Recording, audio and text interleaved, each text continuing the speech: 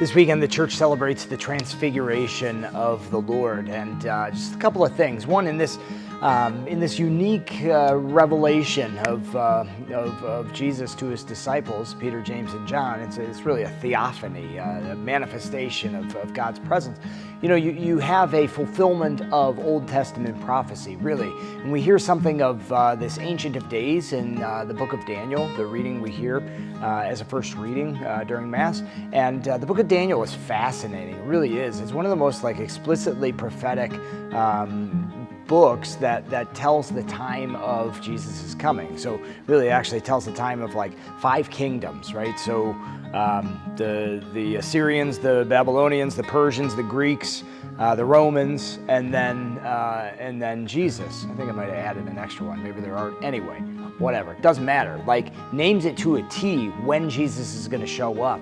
So this experience of the disciples is a fulfillment of how Daniel describes,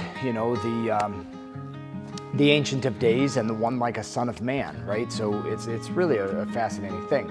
But the other thing I want to mention is really the letter of Peter, right? And he's talking to his followers, and he says, look, these aren't just myths that somebody made up, that we made up, we saw him, we were actually there.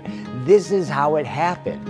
And I think that eyewitness testimony and his credibility, and actually lends credibility to him as he preaches the gospel, it makes all the difference in the world. And so in our own lives too, our witness of what God has done in our lives, or what we've seen in the lives of other people, is all the more important for us to share with people.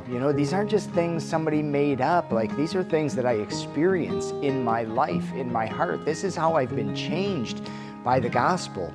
People are more willing to listen to witnesses than they are to teachers. It was Pope Paul VI who said that 50 years ago or so, and I think that's true. You think about it, nobody's going to sit there and be lectured about something they don't know a whole lot about. But if you have the experience of it and you're telling them the story of how this played out in your life, that's something they're going to be willing to listen to, and that's something that has a lot better chance of having an impact on their life than just teaching them something about faith or any other thing. So let's be witnesses, and that takes identifying what God's actually done in your life, and learning to tell the story in a succinct way. We don't have to have all the details. It doesn't have to be perfect, but before and after, what changed? What did God do for you? How is your life better because of what God has done in and through Jesus in your life?